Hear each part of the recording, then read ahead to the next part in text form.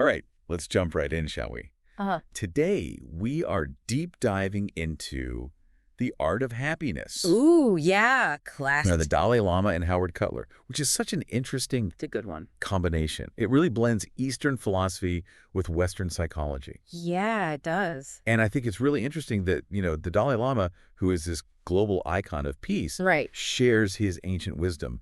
But then you have psychiatrist Howard Cutler Yeah, bringing a Western perspective to it. absolutely, yeah.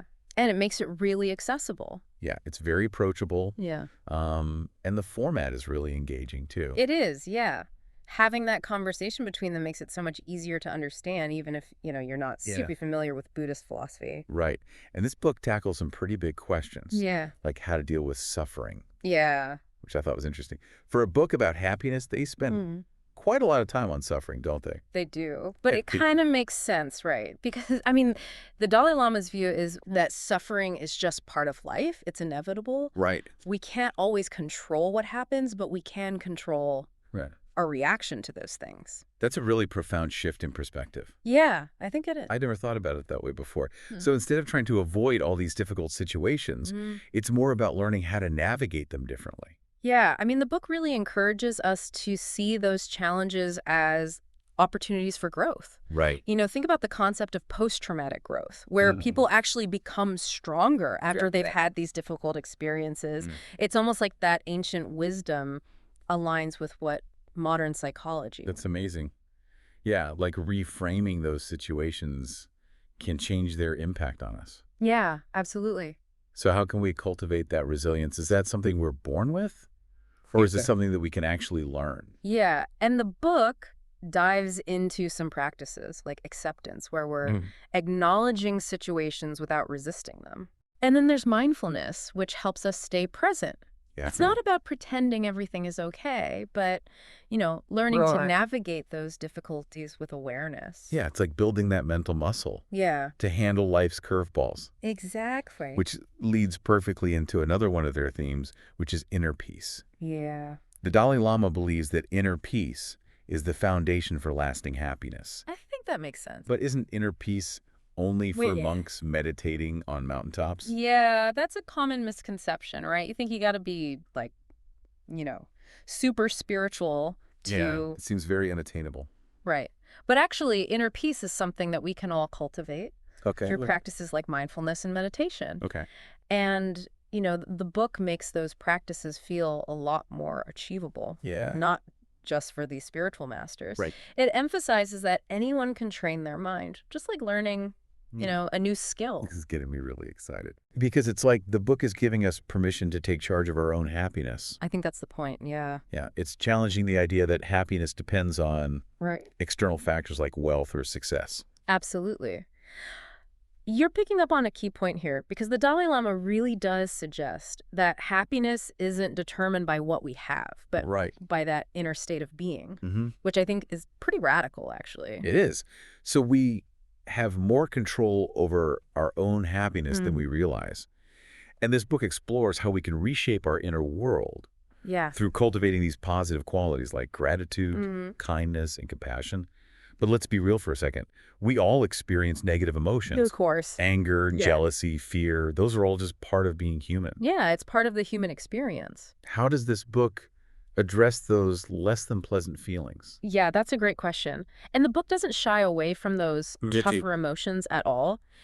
The Dalai Lama's approach isn't about suppressing them, but understanding and transforming them. So instead of pretending we're not feeling them, Right. we acknowledge them, and then we try to understand their root cause. Yes. And the book even provides some techniques Okay. for working through them in a healthy way to create space for more positive emotions. This is making me want to dive right into those techniques. Yeah, I think that's a great idea. The book is full of so many insights.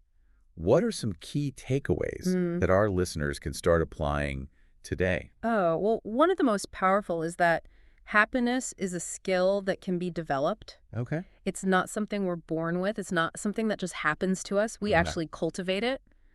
So just like we can train for a marathon, or we can learn a new language. Exactly. We can train our minds for happiness. Yes. That's a very empowering thought. It is. So how do we get started? What are some of those Yeah. happiness-boosting exercises? So before we jump into those exercises, we were discussing how happiness is the skill that we can develop. And it really is empowering to realize that we have more agency over our own happiness than we might think. Absolutely.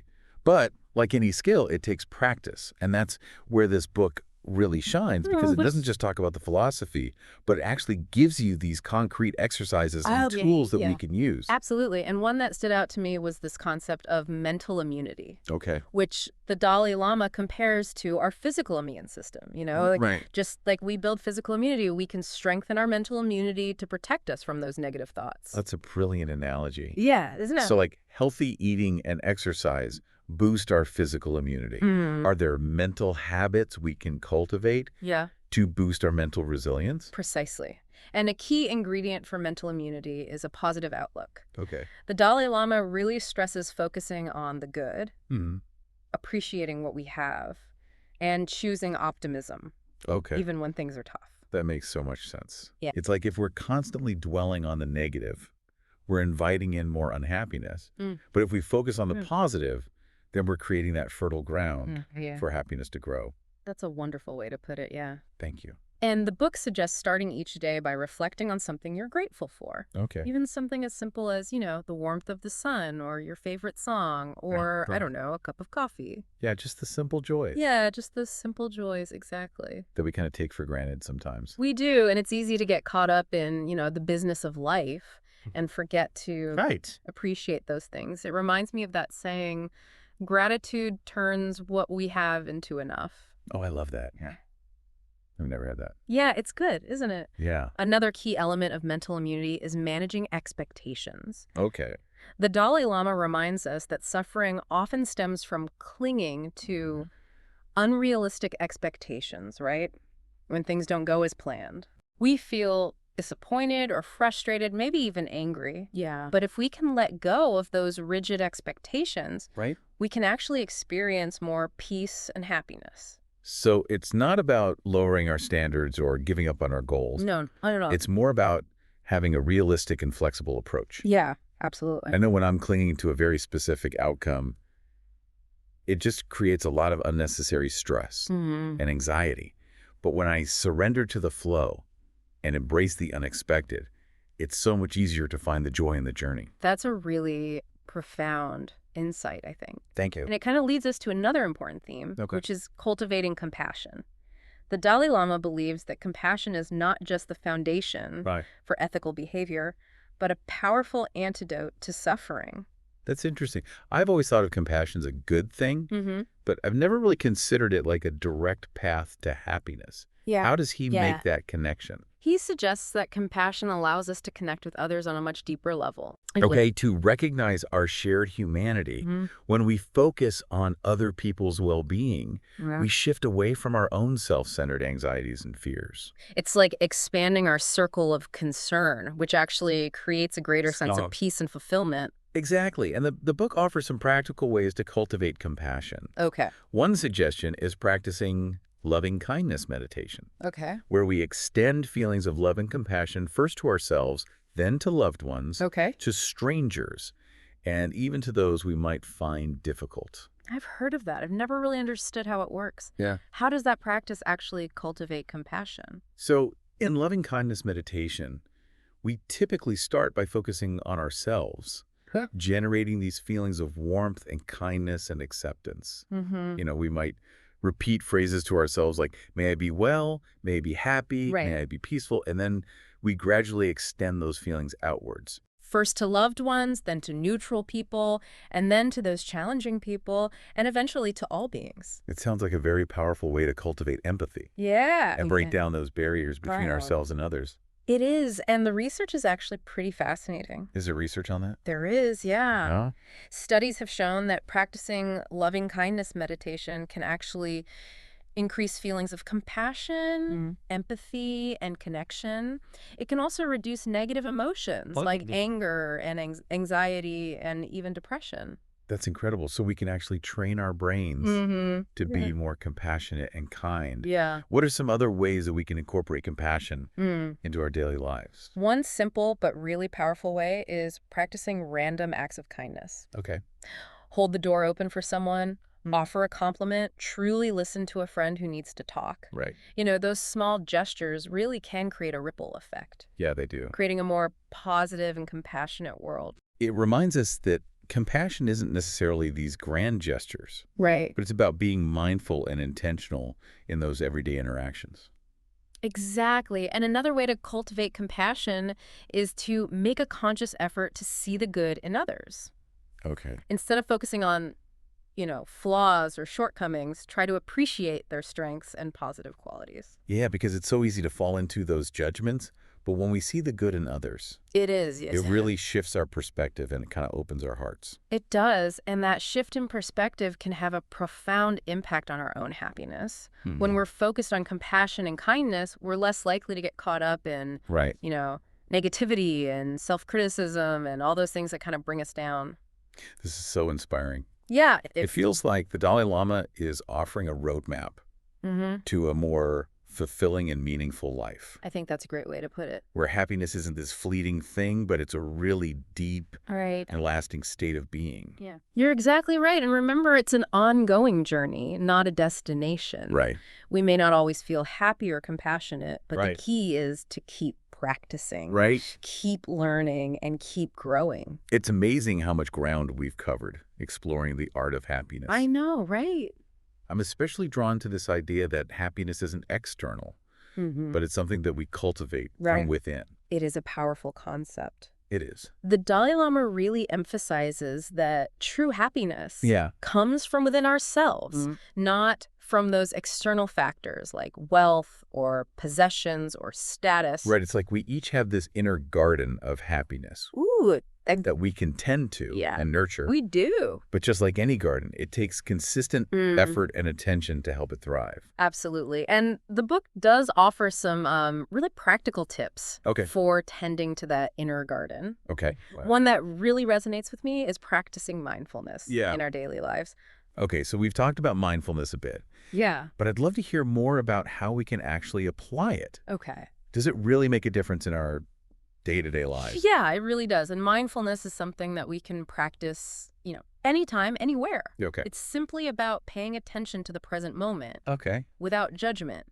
It's about noticing our thoughts, Right. feelings, and sensations without getting swept away by them. So instead of letting our minds race ahead to the next task or dwell on past mistakes, we're bringing our attention back to the here and now. Yes, and the research on mindfulness is remarkable. Really? It is, yeah. Okay. Studies have shown that practicing mindfulness can reduce stress, improve our focus, help us regulate our emotions, and even boost our immune system. Wow. It sounds like mindfulness is like a superpower It kind of is, yeah. for our well-being. It is. I've tried meditating before, Yeah. but I really struggle to quiet my mind. Yeah. Any tips for those of us Yeah. who have trouble with the whole empty mind thing? Yeah, you're not alone. A lot of people find traditional meditation quite challenging, but mindfulness isn't just about, sitting there with your eyes closed trying to have an empty mind. It's Right. about bringing that same awareness to everyday activities. Okay, so instead of forcing ourselves to meditate for an hour, we can find little ways Yeah, to exactly. incorporate mindfulness into Yeah. our routine. Yeah, and when you're eating, for example, try savoring each bite. Pay attention to the taste, the texture, the aroma. When you're walking, notice the sensations of your feet on the ground, Okay. the rhythm of your breath. The sights and sounds around you. It's like turning those everyday experiences Yeah. into these mini Yeah, exactly. meditation sessions. Exactly. Instead of rushing through our day on autopilot, Right. we can be present and engaged in each moment. Yeah, I love that. Me too. Yeah. And another way to cultivate mindfulness is by practicing gratitude. Yes, the Dalai Lama really emphasizes that gratitude is a powerful antidote to negativity. Okay. When we focus on what we're grateful for, it shifts our perspective Right, from yeah. scarcity to abundance and appreciation. It's like we're training our minds to see the glass half full Yeah, love that. instead of half empty. Exactly. But how do we actually cultivate gratitude Yeah. in a way that feels genuine and not forced? One simple and effective practice is keeping a gratitude journal. Okay. So each day, write down 3 things that you're grateful for, big or small. Okay. It could be a delicious meal, a warm hug, a beautiful sunset. Right. The key is to really savor those experiences Yeah. and let yourself feel that gratitude. I've heard of gratitude journals before, but I've always been a little bit skeptical. Yeah. Does it really make that much of a difference? The research on gratitude is really fascinating. Okay. Studies have shown that people who regularly practice gratitude experience greater happiness, optimism, and a life satisfaction. They also tend to have stronger relationships, better physical health, and they even sleep better. That's incredible. Yeah. So gratitude really is more than just this feel-good emotion. It's a powerful tool for transforming our lives. It is, and the Dalai Lama reminds us that gratitude isn't just about feeling good, it's also about taking action. Okay. So when we're grateful for the kindness of others, it inspires us to be kind in return. Right. When we're grateful for the beauty of nature, it motivates us to protect our environment. Right. Gratitude can be this powerful force for good in the world. I love that. It's like gratitude is a ripple effect that spreads outward from us It does. to touch the lives of others. It does, and that brings us to another important theme in the book, which is Okay. the interconnectedness of all beings. Okay. The Dalai Lama really emphasizes that our own happiness is deeply linked to the happiness of others. Yeah, that reminds me of the idea of Ubuntu, that African philosophy that emphasizes our shared humanity. It's the belief that I am Yeah. because we are. Yeah, that's a beautiful connection. It is. The Dalai Lama suggests that recognizing our interconnectedness naturally develops compassion Right. and a sense of responsibility for the well-being of others. So it's not just about focusing on our own individual happiness, Right. but it's about contributing to the happiness of Definitely. everyone around us. Yes, and the book offers, practical ways to do this, like practicing those random acts of kindness. It could be as simple as helping a stranger or donating to a cause that you believe in or Right. offering a kind word to someone who's having a rough day. It's a powerful reminder that even small acts of kindness Yeah. can make a big difference. They can, and the Dalai Lama suggests that when we act with kindness and compassion, we not only benefit others, but we benefit ourselves. Yeah. It creates this beautiful cycle where our own happiness grows as we contribute to the happiness of others. This entire conversation has been so enlightening. Yeah, it has. We've been given so many tools and insights to help us build a more joyful, meaningful, and fulfilling life. I have. What's the most important takeaway you hope listeners will remember from the art of happiness? If I had to choose just one, it would be that happiness is a choice. Okay. It's not something that just happens to us, It's we create it through our thoughts, our actions, and our relationships. Right. The Dalai Lama reminds us that we all have the potential for happiness within us, and it's up to each of us to cultivate it. That's such a beautiful and empowering message. Yeah. As we all go back out into the world, let's remember that happiness is a choice. Yeah, Let's choose to cultivate it in our own lives, in the lives of everyone around us. I love that. Thanks for joining us on this deep dive into the art of happiness.